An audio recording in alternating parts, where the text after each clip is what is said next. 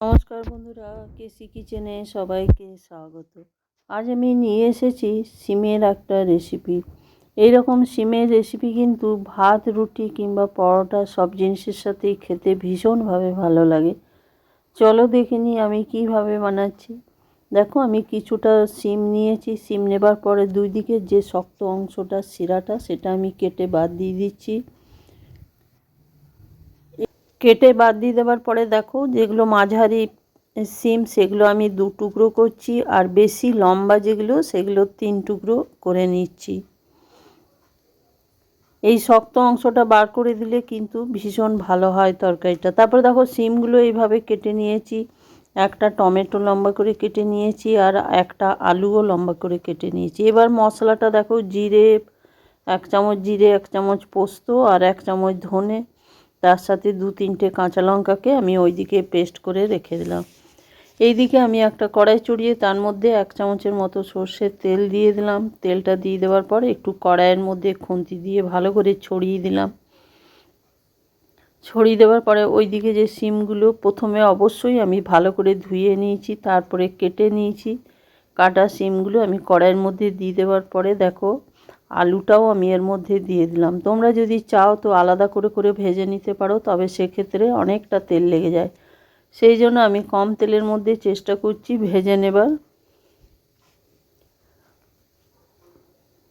এবারে আমি এর মধ্যে পরিমাণ মতো নুন একটু দিয়ে দিলাম, আর হলুদ একটু দিয়ে দিলাম 1/2 চামচের মতো। দিয়ে দেওয়ার পরে বেশ ভালো করে কিন্তু আলু আর সিমটাকে আমি ভেজে নেব। প্রথমে কিন্তু আলু আর সিমটা ভেজে নিলে কি হবে, সিমের যে একটা কাঁচা গন্ধ সেটা চলে যাবে। তোমরা তো নানা রকমভাবে সিমের রেসিপি বানিয়ে থাকো, একদিন এইভাবে আমার মতো এই মশলা দিয়ে বানিয়ে দেখো, খেতে অসম্ভব ভালো লাগে। আর গরম ভাতে তো এরকম সিম রেসিপি তো খুবই ভালোবাসি, আমরা প্রত্যেকেই পছন্দ করি।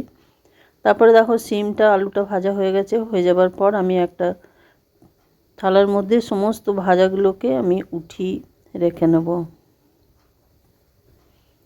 উঠিয়ে নেবার পর ওর মধ্যে আরও 1 চামচের মতো আমি তেল দিয়ে দিলাম। তেল দিয়ে দেওয়ার পরে দেখো, তেলটা গরম হয়ে যাওয়ার পরে 1 চামচের মতো আমি কালো সর্ষে ফোড়ন দিলাম।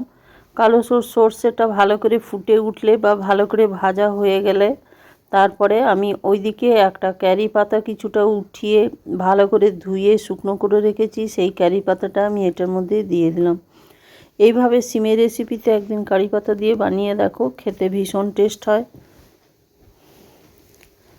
কারি পাতাটা দিয়ে একটুখানি নেড়ে চেড়ে নিলাম বা ভেজে নিলাম। তারপরে ওইদিকে যে মশলাটা আমি পেস্ট করে রেখেছি সেইটা আমি দিয়ে দিলাম।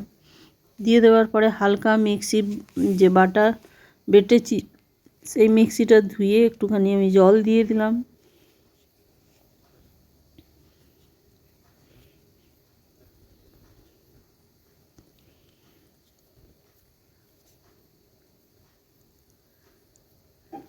এবার আমি যতটা নুন প্রথমে দিয়েছি সেইটা মাথায় রেখেই আরও আমি ছোটো চামচের 1/2 চামচের মতো নুন দিয়ে দিলাম, 1 চামচের মতো হলুদ দিয়ে দিলাম।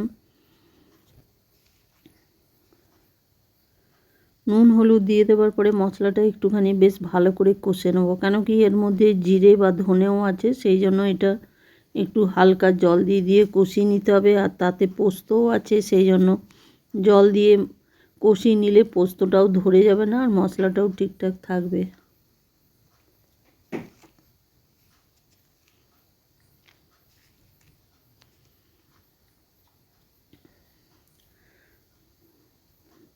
দেখো, কষতে কষতে মশলার জলটা আমার অনেকটা শুকিয়ে এসেছে বা কষা হয়ে গেছে। এরপরে আমি ওই আলু আর সিমগুলো এর মধ্যে দিয়ে দিলাম।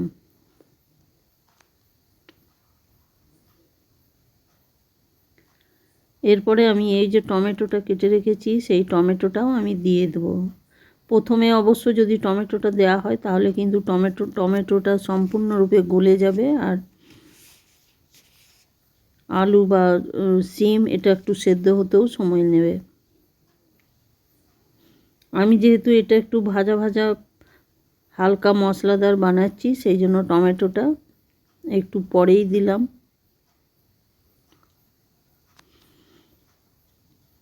টমেটোটা দিয়ে দেওয়ার পরে দেখো খুব ভালো করে কিন্তু এটাকে আরও ভালো করে ভেজে নেব, তাহলে টমেটোর মধ্যে সমস্ত মশলাটা চলে যাবে আর কিছুটা আলুটাও আমার সেদ্ধ হয়ে যাবে।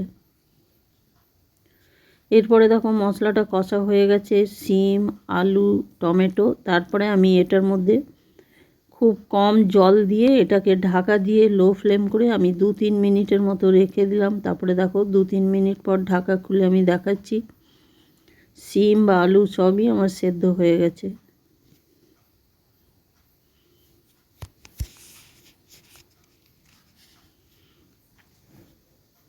এটাকে আমি ভালো করে একটুখানি ফুটিয়ে নিলাম। জলটা শুকিয়ে নেওয়ার পরে দেখো এটাকে আবার আমি ভালো করে একটু নেড়ে চেড়ে নেব।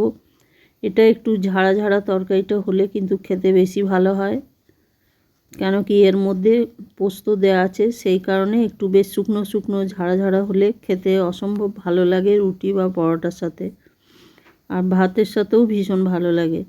তারপরে আমি তোমাদের বলে দিই, আমার রেসিপি যদি তোমাদের ভালো লেগে থাকে তো লাইক, শেয়ার ও কমেন্ট অতি অবশ্যই করে দিও, আর নতুন বন্ধুদের সাবস্ক্রাইব করার অনুরোধ রইল।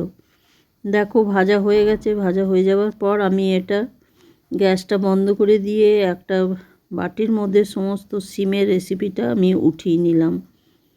তোমরাও একদিন এইভাবে আমার মতো ট্রাই করো, খেতে অসম্ভব ভালো হয়।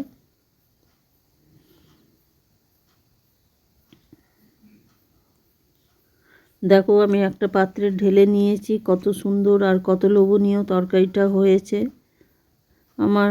তোমরা সকলে ভালো থেকো, সুস্থ থেকো। ফিরে আসছি পরের কোনো রেসিপি নিয়ে। ধন্যবাদ।